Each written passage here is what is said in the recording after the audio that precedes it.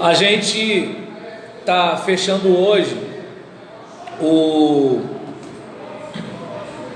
primeiro século da era cristã. A gente, na semana passada, chegou a falar um pouco sobre a contribuição da política romana, da filosofia grega e da religião judaica. Se vocês observarem, se vocês lembrarem, vão ver isso daí. E pegando uma anotação aqui, não é o livro texto que eu uso, mas só para uma recapitulação, História da Igreja Cristã, de Robert Nichols, em que ele diz o seguinte, no início do primeiro capítulo: uma das coisas que torna o estudo da história da Igreja Cristã uma inspiração é que ele nos convence de que Deus está realmente operando a salvação do gênero humano no mundo em que vivemos. Em parte alguma verificamos essa operação divina mais claramente do que na maneira extraordinária e maravilhosa como foi o mundo antigo preparado para a vinda de Jesus Cristo. Vocês devem reparar nos documentos que nós lemos de Tácito e Suetônio. Na semana passada eu peguei trechos de Joséfo, mas aqui, por exemplo, em relação a Tácito e Suetônio, a questão de que, olha, nos primeiros 30 anos da fé cristã, você tem registro. Não é um negócio assim, surgiu da cabeça de alguém e tudo tal. Não, você tem registro disso. E aí, continuando aqui o Nichols, quando ele diz, ele veio na plenitude dos tempos, quando todas as coisas tinham sido dispostas de tal modo, pela mão do Pai, que a vinda do Filho obteve pleno êxito. Então, quando se fala de plenitude dos tempos, tem a ver com o tempo certo, na medida certa, então, na hora certa. Então, a gente verifica que o próprio autor ele chega a dizer, quando todas as coisas tinham sido dispostas de tal modo, pela mão do Pai, que a vinda do Filho obteve pleno êxito. Para compreender melhor essa preparação do mundo para o advento do cristianismo, vamos considerar em primeiro lugar a contribuição de 3 grandes povos, cada um no seu tempo, pela providência divina, criou as condições da sociedade em que o cristianismo surgiu, realizando as suas primeiras conquistas. Então a gente tem, por exemplo, os romanos, com aquele domínio mundial, certo? A gente tem aquela situação em que, pelo Império Romano, os povos foram unificados. Então, fulano está lá não sei onde, Beltrano está lá não sei aonde, aquele sei onde, tudo tal, certo? Então, você tem todo esse monte de povos diferentes, mas eles estão como se fosse um povo só, debaixo do guarda-chuva do Império, certo? E isso, na hora de pregar o Evangelho, é uma beleza. Todo mundo está como se fosse o mesmo povo. Ficou mais fácil. Por exemplo, hoje você quer evangelizar a China, é uma outra realidade. Você quer evangelizar a Turquia, é uma outra realidade. Agora, no contexto do Império Romano, era tudo Império Romano. Então, de boa, tranquilo, certo? Isso facilitou a vida deles. A questão da Pax Romana, ou paz universal. O poder de Roma trouxe uma paz, né, em que assim, as guerras entre as nações tornaram-se quase impossíveis, sob a égide desse poderoso império. Porque como é que o povo vai brigar, se esse povo é tudo o mesmo povo? Entende? Por isso que, quando o povo começa a ficar muito revoltado lá, naquela área da Judéia, vem logo o general Tito e bota para quebrar em cima. Gente boa, vamos varrer geral, quebrar geral, matar geral. Essa cidade aí acaba com esse negócio aí. Por quê? Porque se a coisa começar, lembra quando o Pilatos está tentando acalmar a multidão? O pessoal vai começar a ficar nervoso, vai começar o bicho pegar aí, vai dar confusão. O povo é um povo só, aí é diferente, entende? Certo? Então, a gente, por exemplo, vai observar aqui que essa paz entre os povos favoreceu extraordinariamente a disseminação entre as nações da religião que pretendiam um domínio espiritual universal. Lembra? Prega o Evangelho a todas as nações. Então, vocês vão ser minhas testemunhas, Jerusalém, Judéia, Samaria e confins da terra. Então, por exemplo, o próprio fundador da fé cristã já tem uma visão audaciosa. O que você quer, Senhor? Eu quero o mundo todo. Entende? Acabou, certo? Claro, eu estava até conversando com um rapaz calvinista que queria muito conversar comigo no Facebook. Ele fala que Jesus morreu pelos eleitos, né? Então, ou seja, o restante já era. Mas aí é um outro assunto, depois você assiste lá, tá maneiro. E aí, seguindo aqui, eu falei sobre o domínio mundial de Roma, os povos unificados, a Pax Romana, o intercâmbio entre os povos. Isso favoreceu sobremaneira. Por quê? Tá todo mundo um falando com o outro, um vendo o outro, todo mundo é o mesmo povo. Assim, como eu posso dizer? Na prática não é, mas em tese é. E Roma tem a espada. Na espada, sabe como é que é, né? É como, por exemplo, você está na rua.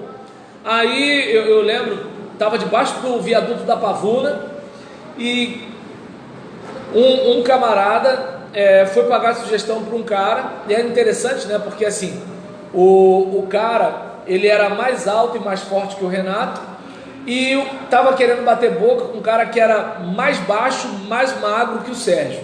Não, mais baixo que o Sérgio, mais magro que o Gilson. E aí o que acontece? Aí nessa situação, né? Quer rir, Carla? Aí o que acontece? Aí ela está se controlando ali. Aí, por exemplo, o grandão partiu para cima do pequenininho. Rapaz, eu só vi o seguinte: subiu um negócio brilhante assim, prateado, bonito. E aí o pequenininho falou pro cara assim: entra, entra. Rapaz, aí eu vi aquele camarada, ele era russo, né? O olho claro, a bochecha roçada, sabe? Aí você vê aquele cara entrando assim, ó, cheio de raiva. Não tava entrando, com raiva ou não, tava entrando, cheio de raiva entrando. E eu olhei assim, eu falei: a bala é a bala, a bala é a bala, entendeu? Então, é que nem eu vindo de um culto de jovens, né?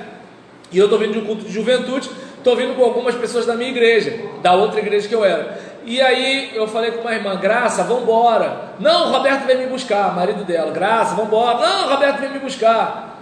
Então tá bom, eu tô entrando com o pessoal no carro, de repente, pá, pá, pá. Peraí, a autoridade do cajado tu não respeita, mas a autoridade da bala, a bala é a bala, velho. Tá pensando o quê? Então, é aquele caso, o povo é o seguinte: cada um é um povo, mas quem quer encarar a espada de Roma? Só os cristãos mesmo, né, gente? Ô, gente doida. Eu tenho uns 4, 5 meses. Ano passado eu estava fazendo um seminário, indo embora, eu chego na Ponte Verde ali. O carro veio de lá pra cá, o carro sem placa, entrou. Aí você foi pagar a sugestão pro cara? Não, eu não, o carro entrou, veio e tal, aí ia subir o posto, porque eu acho que ia abastecer. O carro daqui pra lá, eu disse: como é que é, filho disso, filho daquilo, que não sei o que, que não sei.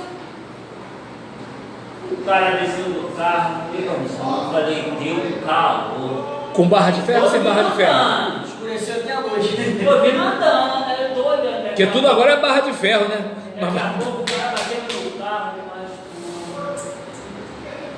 eu quase não volto correndo. Me desceu 100 bonecos de fuzil. O que houve? Eu parei. Peraí, os caras do carro xingaram. Não, o carro tinha um carro que estava indo daqui para lá, igual só vai. E tinha outro que veio, entrou, mas em vez de vir para cá, foi pro posto. Nesse meio tempo que ele. Quem xingou era o cara sozinho. O cara que estava sozinho. Xingando os caras, porque o sinal abriu e ele queria partir. Ele está xingando os caras, aí não satisfeito, desceu do carro e passou com o carro. Não podia só xingar e ir embora. Só vidro tudo fechado. Quando me desce um boneco de fuzil, o cara. Agora? Pra onde? Eu parei. Mas tu não tinha nada a ver com o peixe. Eu parei. Bala não pensa. Bala não pensa. Se bala pensasse, né? Só ia.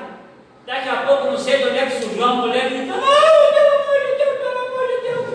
Aí ele começa. Olha, o cara voltou pro carro. Na humildade. Estava só querendo complementar só. Cabeça baixa. Como Obrigado. ele saiu, eu não sei. Obrigado, Senhor, por mais um dia. Aí eu pergunto, não podia ficar na humildade? Pô, primeiro, vai lá, eu quero lá saber quem é, meu. Você que tá dentro do carro. Não, e detalhe, numa briga de trânsito pode até fazer assim. Pô, mano, acabou, tranquilo, já foi. Isso não? Ah, então tá. Não, agora, não, tudo agora é barra de ferro. Eu conheci um rapaz que teve o osso do fêmur quebrado.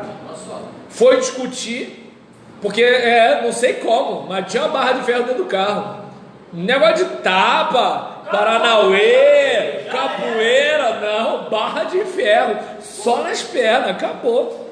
A minha colega, ela tá com aquele negócio que parece um monte de anel. Só com inglês. Então, aí o que acontece? Mas polícia não para mulher, só para homem, pô, né? Então, né, mulher. Parou a mulher em Niterói. É A mesmo? mulher desceu da barca, aí a polícia, São Gonçalo. Aí desceu da barca, pegou o ônibus, desceu na praça de São Gonçalo. À toa? Aí, não, a polícia estava assim, quando ela viu a polícia, ela veio andando pra Ah. trás. Aí a polícia veio olhando, não, a reportagem pegou, da Record. Aí ela veio andando para trás, deu dois passos, os policiais vieram atrás para ver. Quem anda pra trás quando vê polícia, pô? Estava errado, ela tinha uma garrafa de Dorito dentro da bolsa, cheia de vacina da coronavírus. Ah, mentira. Eu tô pensando que é cocaína, maconha, crack, Isso não está na cadeia, não. vacina de coronavírus. Meu Deus do céu. Mas, minha gente, vamos correr. Então a gente viu que é o seguinte, ó, falando dos romanos. Claro que isso aí eu já falei na semana passada, só que aqui está sendo resumido. Aí a questão dos gregos. Enquanto os romanos tinham a questão política, os gregos tinham a questão intelectual. Então a gente vê que assim, os gregos eles tinham uma influência muito grande. Alexandre Magno, ou Alexandre o Grande, ele conseguiu uma coisa tremenda. Ele mexeu na mentalidade. Tanto que até o judeu, que tinha negócio de hebraico, esse negócio todinho, até o judeu traduziu o Antigo Testamento para o grego. Vocês conhecem, já ouviram falar da Septuaginta, né, gente? Já. Tranquilo, né? Beleza? Então, aí, por exemplo, observa bem, eles conseguiram influenciar povos de Oriente, Ocidente, tudo. Não, Oriente. Então, conseguiu influenciar uma massa de gente com o pensamento filosófico também, certo? E nisso eles conseguiram levar o povo a pensar, inclusive na metafísica. Se você observar, você vai ver que o Antigo Testamento ele tem um pensamento bastante concreto. Agora, no Novo Testamento é uma coisa de bastante abstração. Você pode reparar que você não vê aquele negócio assim de demônio, céu, inferno no Antigo Testamento. Você vai ver, de repente, por uma questão do tradutor, certo? Que nem eu vi demônio lá no Pentateuco. Aí eu fiquei encucado com aquilo, demônio no Pentateuco. Aí nas pesquisas que eu estava fazendo, era alguma coisa relacionada ao bode, a Azazel, algumas coisas assim e tudo tal. E assim, não era bem o Satanás que a gente está acostumado a ver lá no Novo Testamento, entende? Então você vê que o Novo Testamento ele é muito mais metafísico. A nossa luta não é contra carne nem sangue. A nossa luta são contra principados e potestades. Lutamos contra seres espirituais, certo? Claro que o pessoal que usa teologia com viés político vai dizer que tem a ver com Bolsonaro, esse negócio todinho. Mas assim, voltando para cá, eu fui procurar, gente, os Cavaleiros do Apocalipse no Google. Apareceu Paulo Guedes, apareceu um negócio assim. Gente, olha para o mundo que eu quero descer. Mas voltando para cá, então os gregos, estou falando certo, Cavaleiro do Apocalipse. Aí apareceu foto do Bolsonaro e tudo. Então, nesse caso aqui, a gente vê que os gregos têm uma grande influência.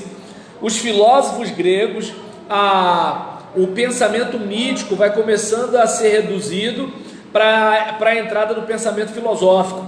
Então aquela ideia dos deuses que criam as cores e tudo, negócio de Zeus, Hades, tal, isso começa a perder terreno com os filósofos, e a gente começa a pensar sobre a essência das coisas, e aí esse tipo de coisa faz o cara começar a ir mais para o campo da ideia do que para o pensamento concreto, e isso de certa forma influenciou inclusive a pregação do Evangelho, porque a gente fala o quê? Salvação de almas. Você pode reparar que o negócio de salvação no Antigo Testamento não é igual no Novo Testamento. Quando se fala de salvação no Antigo Testamento é o seguinte: ó, a espada vai cantar no teu pescoço, Deus me salvou. No contexto do Novo Testamento não, a salvação é da eternidade, certo? Então a gente, por exemplo, vai perceber uma outra coisa que é um legado muito grande: a língua universal. A política é romana, mas a língua é grega. Você fala grego, você vai para toda a extremidade do mundo, você vai aos confins do mundo. É como o inglês hoje. Tu quer pregar o evangelho para árabe, fala inglês. Tu quer pregar para chinês, fala inglês. Quer pregar para coreano, fala inglês. Você quer pregar para, sei lá, fala inglês. Porque até você aprender mandarim, até você aprender russo, em inglês, pô, qualquer cursinho que você faz aí, você vai, já aprende alguma coisa do You Speak English, né? E vamos que vamos. Então aí você vê que assim, o grego koiné, ele deu essa diferença muito grande. Então, tá dando para perceber a ideia de plenitude dos tempos? Entende? Porque assim, vou usando, parafraseando o nosso ex-presidente Luiz Inácio Lula da Silva, nunca na história eles chegaram a experimentar algo tão assim propício para a pregação do Evangelho. E aqui vem o que? A questão da religião dos judeus. Você tem a missão deles, que era testemunhar as nações sobre quem era Deus. Você tem o alcance deles, porque eles se dispersam. Você deve reparar que tem aquela questão de Assíria, Babilônia, Pérsia, tem as províncias romanas, você tem a própria Roma, você tem vários lugares em que eles vão se espalhando, certo? E quando, não sei se você lembra, Paulo vai chegar em alguma cidade, se ele encontra a sinagoga, ele vai na sinagoga, e ele prega as escrituras hebraicas, e dali ele faz uma releitura cristã, para dizer que se cumpriram aqueles textos na pessoa, vida e obra de Jesus, entende? Então a gente observa tanto que o cristianismo ele nasce no judaísmo. Porque os judeus, peraí, a primeira igreja era judia, gente, pelo amor de Deus. Então os judeus creram sim, não todos, mas creram, certo? Os primeiros discípulos eram judeus, certo? Então a esperança dos judeus, porque os judeus tinham aquela ideia do último dia, do dia do Senhor. E o que o Novo Testamento faz? Olha, o dia do Senhor vai ser assim, assim, assim. Apocalipse, o dia do Senhor, não sei o que lá. Você vai ver Romanos, a gente leu aqui na estrada romana, né? Romanos 10, porque todo aquele que invocar o nome do Senhor será salvo. Esse Senhor aí de Romanos é o Senhor lá de Joel. Tá dando para entender? Então a gente, por exemplo, vê que a esperança deles, a contribuição deles com as escrituras hebraicas, que passam a ser relidas pelos apóstolos, até que o texto canônico do Novo Testamento fica pronto. Mas até isso acontecer, os caras pegam o texto do Antigo Testamento e vão fazendo releitura e vão pregando. Então, ou seja, a religião judaica foi a base, né, do edifício da religião cristã. Então, e detalhe, como eu falei aqui, a importância da diáspora. Nisso que eles ficaram espalhados, eles eram o ponto de contato para começar a mensagem da fé cristã. Você ia falar o quê? Não? Então, por exemplo, o mundo onde surge o cristianismo, ele está vendo o declínio da religião clássica. Ele está, por exemplo, lidando com a situação de enfrentar a religião romana do Estado, em que o Estado tinha sido endeusado e por exemplo, isso de certa forma era um certo problema, mas aquela ideia, né, de Senhor e Deus. Assim como a gente vê César como imperador, isso dá para transmitir para as pessoas: olha, existe alguém que manda mais do que ele.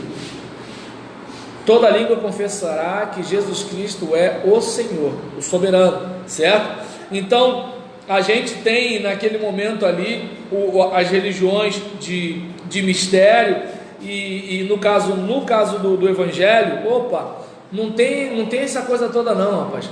Se você chegar, receber pela fé, a gente te conta. Aqui não tem nada disso não. Negócio de matar animal, sangue de animal, não. Um sangue foi derramado de uma vez só e pronto, e já foi, passou a régua, certo? Então, sem falar que as pessoas, vocês devem lembrar lá atrás de Suetônio e Tácito, quando eles falam sobre essa superstição nova. Sem falar que o povo está curioso. Religião nova, o que está acontecendo aí, certo? Então a gente, por exemplo, vê que nesse período, apesar do cristianismo ter problemas com o culto a César e com a religião de mistério, mas como o cristianismo nascente, ele parece uma ramificação do judaísmo, Roma não se mete com eles. Então no início a coisa está fluindo, até que depois vocês percebem, Nero faz aquilo, aí a coisa começa, eles vão ficando cada vez mais odiados, e aí a coisa fica mais complicada. E nesse período a gente vê que, por exemplo, eu cheguei a falar isso até mesmo na semana passada, mas só para pegar um trecho aqui do Robert Nichols, que eu acho interessante. O grande movimento filosófico grego tinha chegado ao seu fim, no que se relaciona à pesquisa da verdade, muito tempo antes da era cristã. Quando o cristianismo surgiu, o pensamento grego não fazia mais progresso. Duas filosofias gregas, o epicurismo e o estoicismo, tinham alcançado considerável crédito, ou melhor, estavam em voga no Império Romano durante os primeiros anos do cristianismo. Porém, nenhuma delas satisfazia a mente dos homens no que respeitava as questões fundamentais e urgentes, como as do pecado e da vida futura, que, por assim dizer, os preocupavam. Então, aquela questão de assim, por que eu não consigo vencer isso aqui? E o que vai acontecer comigo depois que morrer? Isso a filosofia não fazia. Então, até nos dias de hoje, tem gente que quer misturar as coisas, usar a religião para brigar com a ciência. Embora hoje, eu estava até conversando com a minha esposa, né, que assim, o pessoal fala muito de ciência hoje. Eu falo, do jeito que estão falando, não é ciência, porque ciência não é lugar de certeza, ciência é lugar de dúvida. Quando o camarada fala de ciência como quem fala de dogma, ele não está falando de ciência, está falando de qualquer outra coisa. É como, por exemplo, você vai ver jornalista criticando o tratamento precoce, e você vê o presidente do Conselho Federal de Medicina dizendo que, peraí, criticar o tratamento precoce, dizer que ele não é nada, é uma falácia. Fala do presidente do Conselho Federal de Medicina, e aí você vê jornalista desdenhando de médico. Fala assim, peraí, qual o preparo que o jornalista tem para falar de médico? E aí eu olho para eles e falo, isso é ciência? Não, para mim isso é fé. Porque fé é o seguinte, eu não sei quem pintou a zebra de listrado, mas olha, eu acredito que é assim, assim, assim, assim. Cara, mas você não está vendo? Entende? É como lá vai ele, né? Não está vendo? Não, mas rapaz, não, o cara é meu amigo, meu melhor amigo, cara, entende? Então que você olha para uma situação dessa, né? Você vê que assim, o cara tem fé. Tem fé. Ele não olha para dados, ele não desconfia, ele não suspeita, ele não pesquisa, ele tem fé. E aí eu lembro daquele hino antigo, né? Se eu andar em sua luz, confiar só em Jesus, vitória a Deus dará a mim, eu sei. Então, eu entendo que fé é fé, ciência é ciência. E qual o problema? O crente quer bater de frente ciência e fé. Então, mas a Bíblia diz que a terra é redonda. Isaías não estava preocupado com isso. Entende? Aí você vai ver a Bíblia falando de 4 cantos da terra. A terra não tem 4 cantos. Entende? Está dando para entender? Então é o seguinte, o que a Bíblia se interessa, né, no porquê das coisas. A ciência se interessa no como das coisas. Então, assim, a ciência, olha, se você chegar para o médico e falar assim, Por que fulano morreu? Ele morreu porque aconteceu isso, o coração parou, não sei o que lá, e tal. Tá, mas por que ele morreu? Ele era tão novo. Então, ele era tão novo, mas ele tinha isso, aconteceu aquilo outro. Mas fulano de tal tem a mesma doença, sim, mas é porque não aconteceu isso, não aconteceu aquilo outro, tal. Agora, no nosso caso, já é o seguinte, por que isso está acontecendo comigo? Olha, é bom você considerar que Deus, Ele tem propósitos de tudo, tal. Observa que as tragédias pelas quais você passou te deixou mais inteligente, você ficou mais sábio, mais prudente, você ajuda muita gente depois do que você passou. Olha como é que assim, a religião, ela se ocupa disso. Mas aí o crente, ele quer usar a Bíblia para discutir com o professor de biologia. Entende?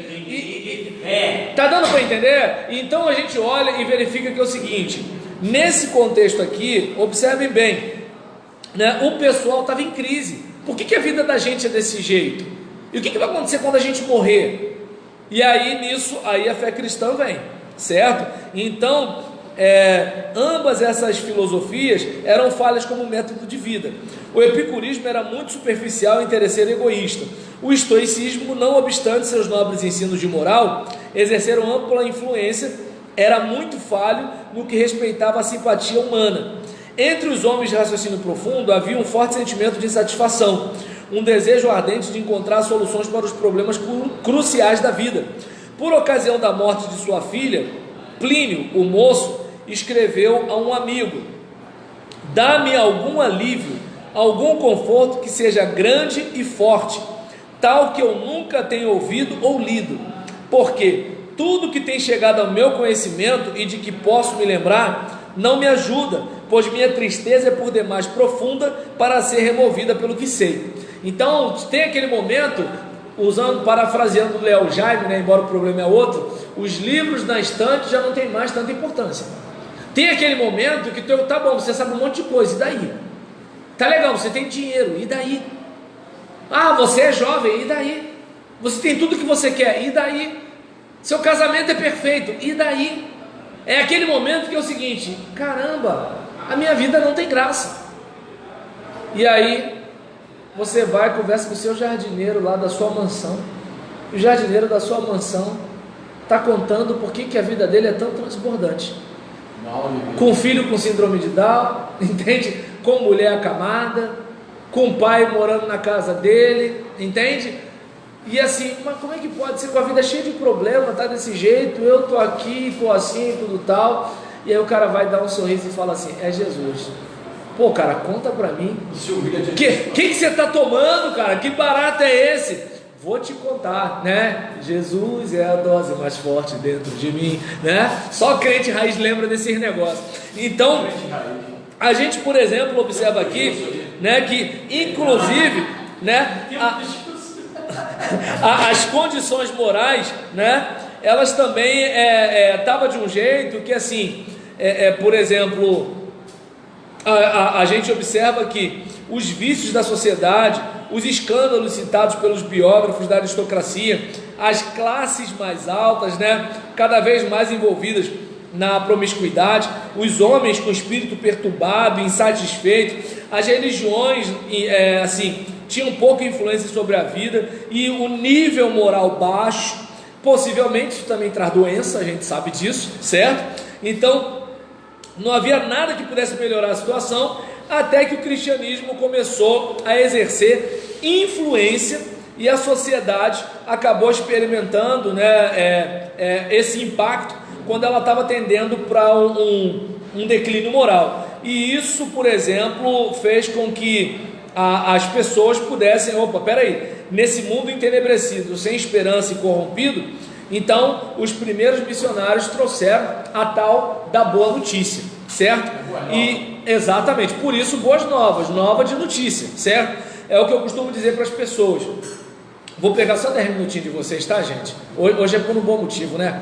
Então, que isso? Quem sou eu? Então, sem mandar, a gente já atrasa para terminar.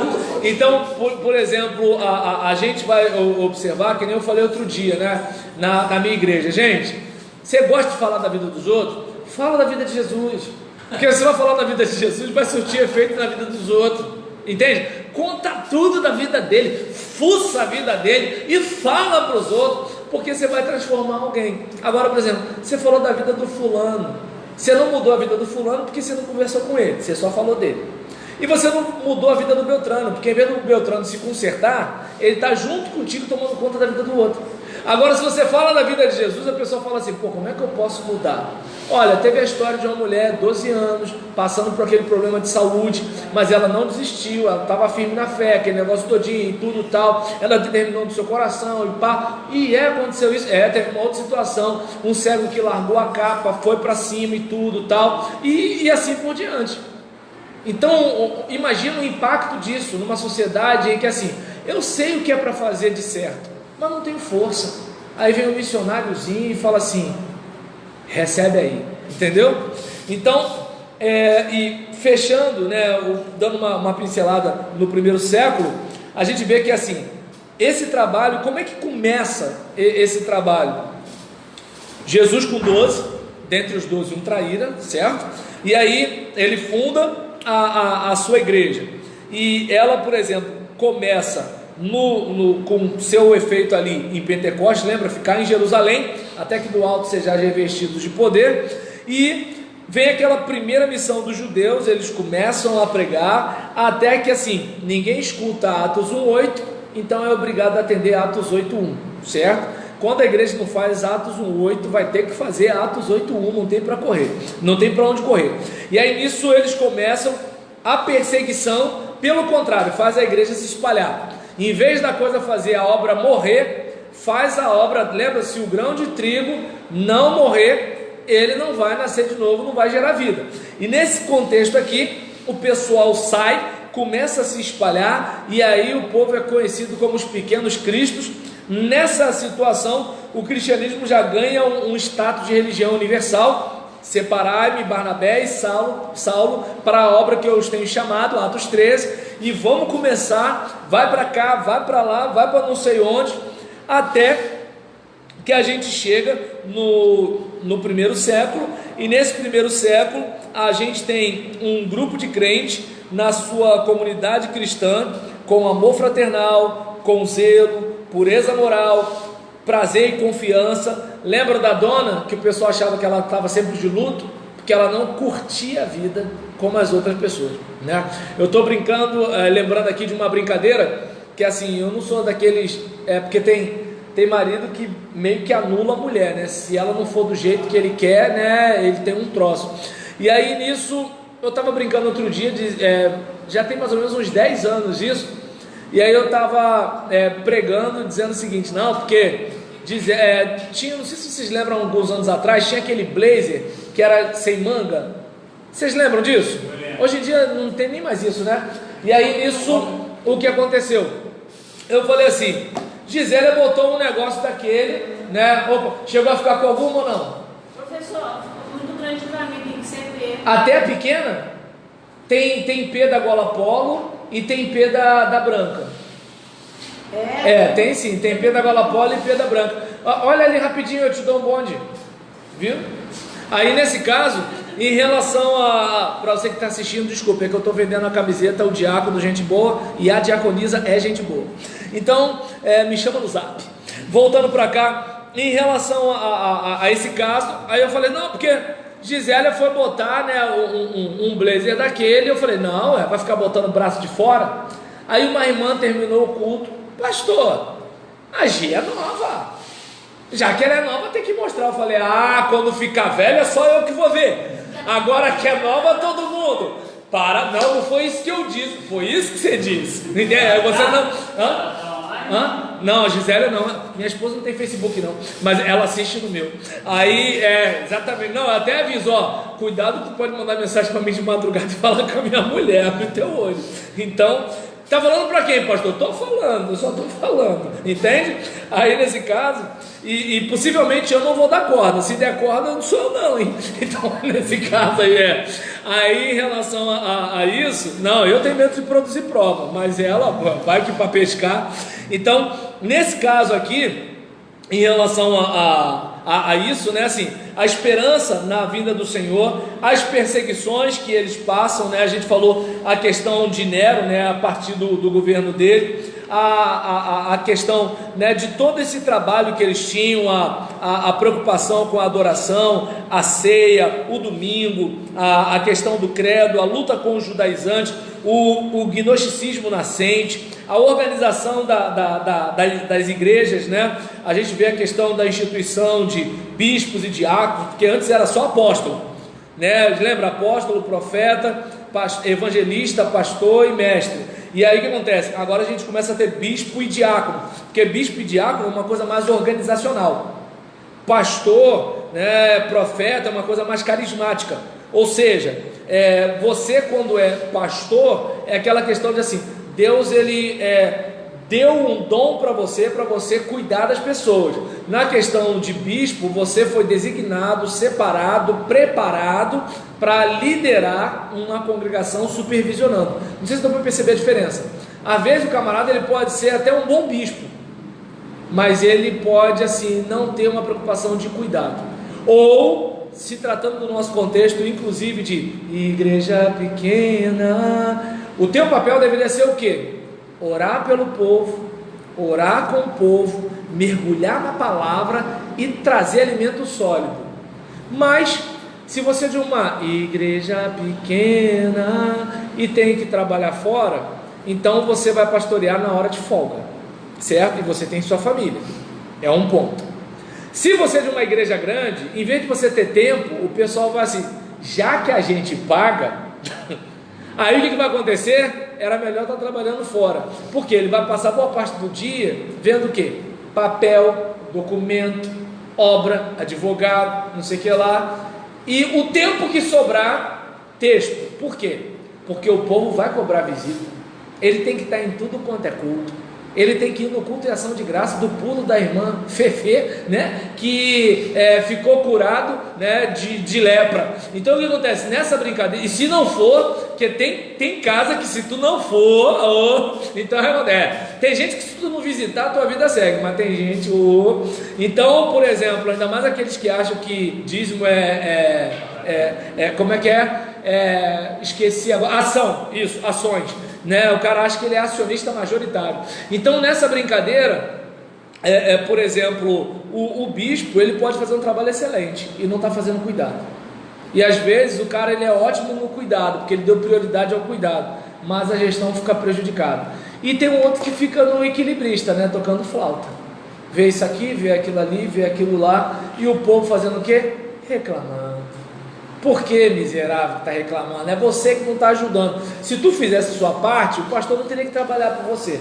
Mas vai parecer que é desabafo e não é. Então, terminando aqui, gente, até semana que vem.